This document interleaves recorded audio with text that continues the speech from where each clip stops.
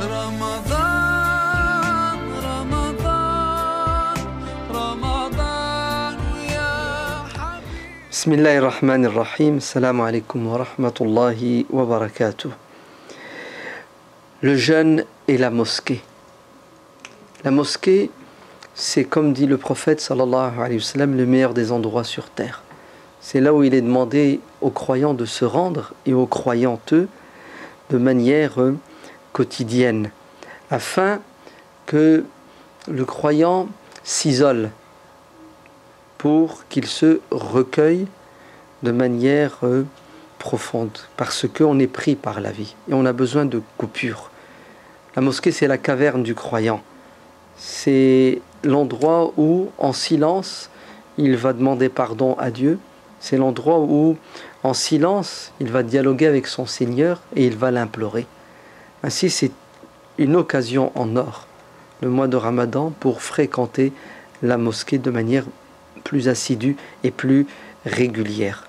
Alors allez à la mosquée et n'ayez pas peur de franchir le pas, surtout pour ceux qui n'ont pas l'habitude d'y aller, parce que vous êtes chez vous à la mosquée, c'est la maison de Dieu, et vous êtes invité par Dieu au quotidien, et personne ne peut vous empêcher d'entrer à la mosquée, et personne ne peut vous interdire de vous recueillir dans la mosquée. Donc, le Ramadan, c'est le mois de la récitation du Coran, et si vous pouvez aller à la mosquée et réciter le Coran dans la mosquée, vous serez sans doute beaucoup plus concentré.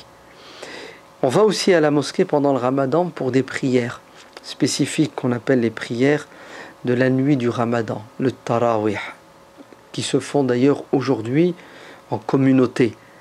Des prières qui ont pour objectif à nouveau de nous élever, de nous retrouver.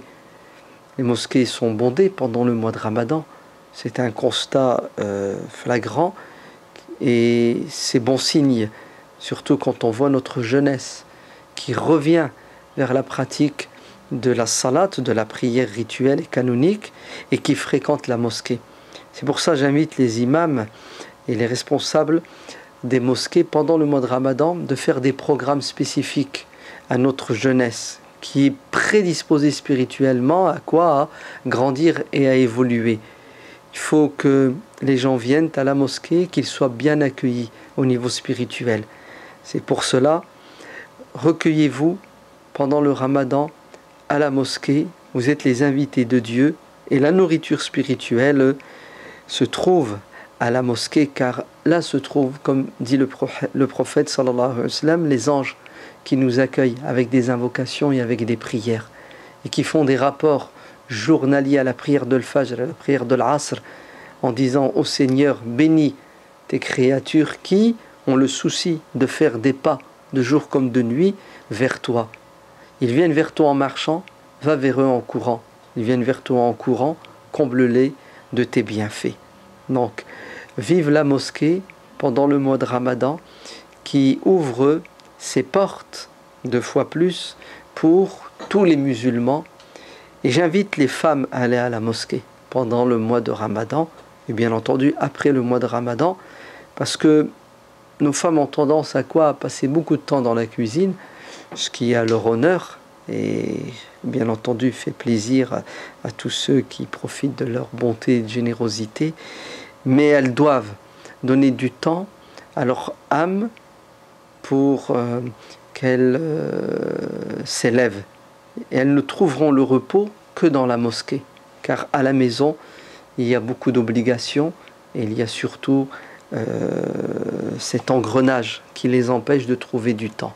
Donc, allons à la mosquée en famille. Le père, accompagné de son épouse, de ses enfants, et on passe 1 heure, 2 heures à la mosquée pour se reposer spirituellement et grandir.